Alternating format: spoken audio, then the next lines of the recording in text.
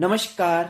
आज हम बात करेंगे कि जब आप ध्यान जाप आदि का अभ्यास करते हैं तो उस समय यदि आपको अपने आज्ञा चक्र पर माथे पर दोनों भुवों के बीच में आपकी थर्ड आई पर यदि आपको वाइब्रेशन कंपन या स्पंदन महसूस हो या कोई खिंचाव जैसा महसूस हो या आपको इस स्थान पर कोई सेंसेशन गुदगुदी फड़कना या कोई दबाव महसूस हो या धड़कन जैसा लगे या घड़ी की टिक टिक जैसी कोई अनुभूति हो या आपको इस स्थान पर कुछ गर्म या ठंडी वाइब्रेशन फील हो या आपको इस स्थान पर दर्द होने की अनुभूति हो, तो ये सभी प्रकार की अनुभूतियां या ये लक्षण जो अभी मैंने आपको बताए हैं आपके आज्ञा चक्र के सक्रियता लेने के लक्षण होते हैं। मतलब आपके तृतीय नेत्र के जागृत होने के जो शुरुआती और प्राकृतिक जो चिन्ह होते हैं वो चिन्ह यहाँ पर प्रकट हो रही हैं। इसका इतना ही मतलब है कि आपकी ऊर्जा मूलाधार से यहां तक पहुंचने में सफल हो पा रही है,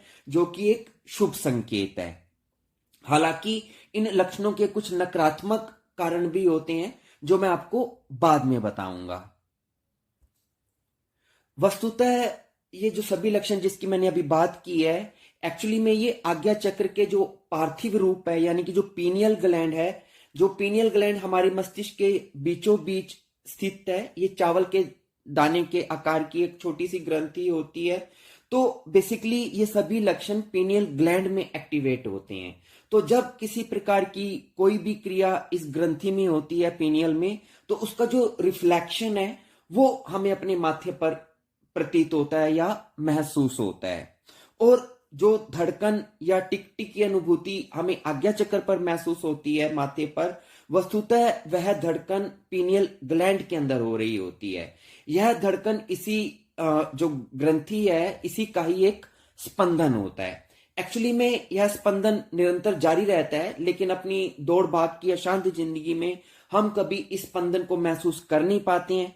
किंतु जब हम ध्यान में प्रवेश करके शांत होने लगते हैं या जब हम इस ग्रंथि के सेकंड स्पॉट यानी आज्ञा चक्र पर जब हम अपनी अटेंशन को देते हैं, ध्यान लगाते हैं, तो हमें यह स्पंदन स्पष्ट रूप से महसूस होने लगता है। क्योंकि अटेंशन देने से इसकी जो क्रियाशीलता है वो बढ़ने लगती है, जिससे कि हमें इसकी जो वाइब्रेशन है वो स्पष्ट रूप से प्रतीत होने लगती है। दूसरी बात, जब आपका ध्यान गहरा होना शुरू हो जाता है तो आपके मूलाधार चक्र से जो ऊर्जा जागृत होती है, और जब वो जागृत ऊर्जा आपके मस्तिष्क के चक्रों तक पहुंचती है, यानी कि जब आपके मस्तिष्क में ऊर्जा सघन होनी शुरू हो जाती है, तो उस बढ़ी हुई ऊर्जा के कारण भी आपकी पीनियल ग्लैंड एक्टिवेट होनी शुरू हो जाती है। फिर उसी एक्टिवेशन के कारण ही आपको वो सभी अनुभूतियां होनी शुरू हो जाती हैं जिनकी मैंने शुरू में बात की है। इसके अलावा शिव तंत्र में वर्णन किया गया है कि तीसरी आंख होश की भूखी है। होश मतलब अवेयरनेस, अटेंशन। तो अवेयरनेस इसका भोजन है।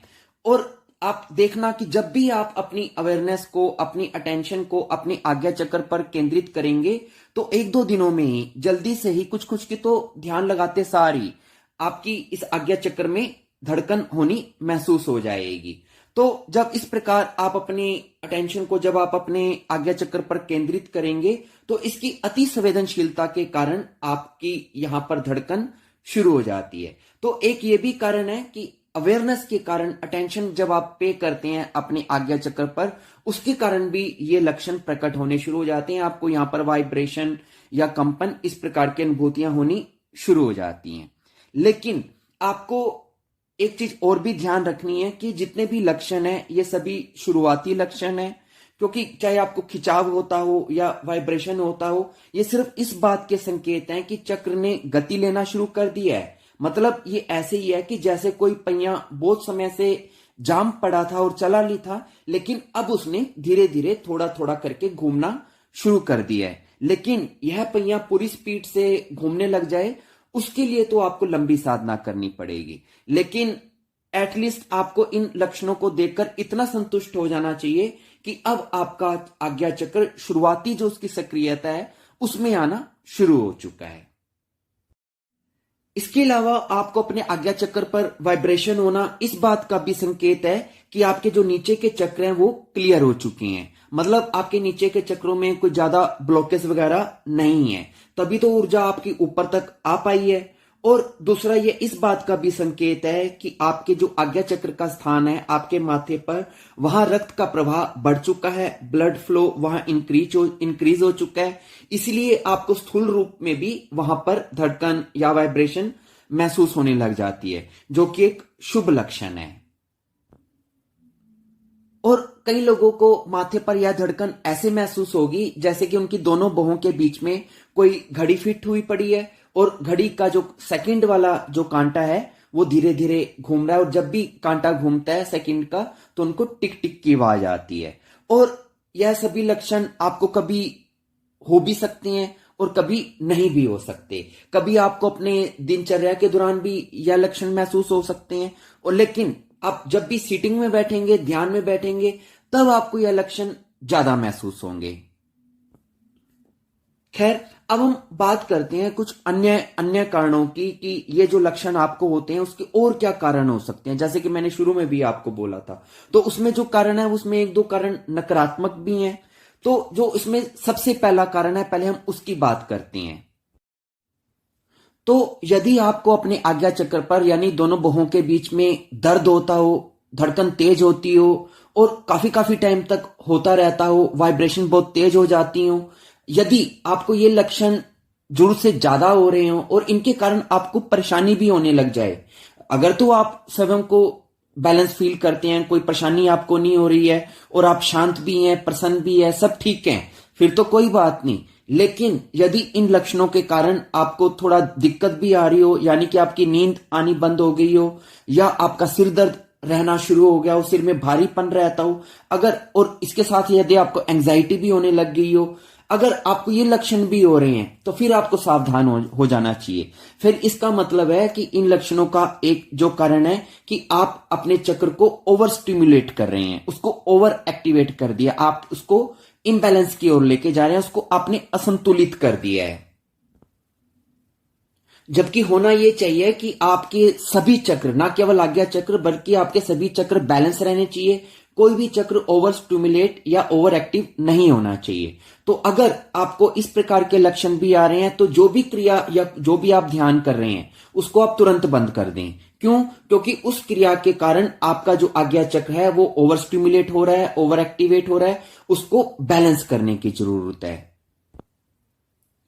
अब दूसरी बात कि आपका ये चक्र ओवर स्टिमुलेट क्यों हो रहा है, उसका कारण है कि या तो आप बहुत लंबे टाइम तक ध्यान कर रहे हैं, 2-2, 3-3 घंटे तक आप बिना बीच में गैप लिए लगातार ध्यान कर रहे हैं, या दूसरा कारण यह हो सकता है कि आप बहुत ज्यादा कंसंट्रेट करने की कोशिश कर रहे हैं, आप बहुत ज्यादा एकाग्रता को साधने की कोशिश कर रहे हैं। आप जब ध्यान पर बैठ रहे हैं तो आपकी जो माथे की नसें हैं वो आप या तो बहुत ज्यादा टाइट कर लेते हैं, अपने मुंह के अंदर दांतों को भींच लेते हैं, आंखों को टाइट कर लेते हैं। तो जब आप अपने चेहरे की और दिमाग की नसों को बहुत ज्यादा खींच देंगे एकाग्रता करने के चक्कर में, तो उस वक्त क्या होता है, उस अति की एकाग्रता से आपका चक्र नहीं फटकता है, बल्कि आपके जो माथे की जो नसें हैं और जो मांसपेशियां हैं आपके माथे की, वो स्ट्रेस में आ जाती हैं, तनाव में आ जाती हैं, जिसकी वजह से ये लक्षण होने शुरू हो जाते हैं।